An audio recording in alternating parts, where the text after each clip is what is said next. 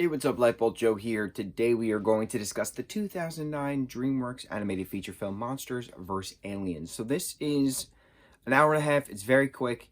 It's about these monsters who have been obtained by the United States government and used to help face off extraterrestrials, or if there's a giant monster that needs slaying, the monsters will be let out of the cells basically to then go fight the monsters. But while this is happening, there's also an alien invasion during this particular movie. So Susan is this normal girl, normal woman. She's about to get married to this guy Derek, and she just goes in back at the church and on the hill just to think of life. And then she gets hit by a meteorite, and then is mixed in with these gamma rays basically and just made ginormous, and then she's later known as Ginormica.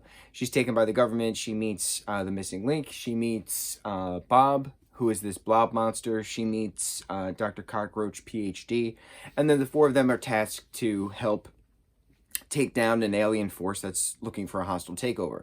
So she still wants to be normal, and then eventually the alien kidnaps her to get the cosmic energy out of her, makes her normal again, and then she realizes that she doesn't want to be normal again. She wants to stay a monster and help and fight, because that's what she's good at. So she gets the energy back into her, saves the day, explodes the spaceship, and then tells Derek off at the end. Very quick. We have also a Insectosaurus, who's this gigantic bug who then we think dies, but goes into a cocoon and then comes back as a butterfly. It's very quick. It feels like you're playing a video game for a lot of it. It's just that kind of plot, monsters versus aliens, exactly what the title is.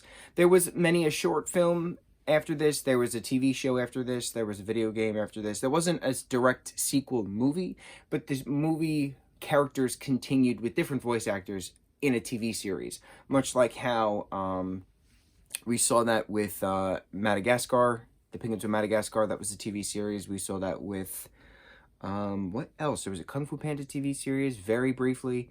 I haven't seen those TV series. I saw some of The Penguins of Madagascar, just because they're absolutely hysterical penguins. Those films we have to talk about at some point, probably in our next round of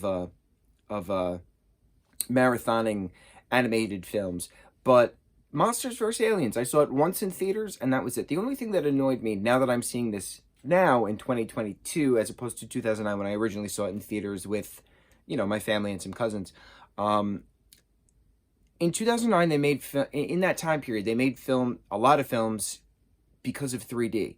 So a lot of the animation in this movie was specifically for the 3D audience, which doesn't translate years from now, because no one watches 3D movies anymore. So the opening scene is a guy hitting a paddle ball, and the ball is jumping at the camera. Or, at the end,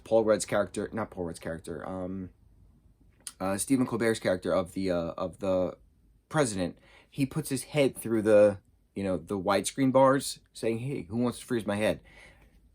Certain things like that were animated specifically for the 3D audience of that time.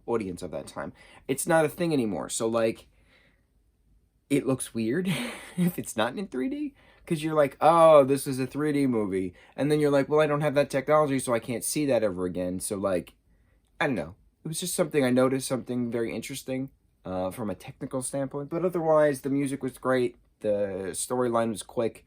Bob is a great character. There's a spooky Tales, a Halloween episode, a Halloween short that they did a little while after. So we'll talk about that come Halloween time. But Monsters vs. Aliens, pretty good film. Still withholds. Mucho mahalo.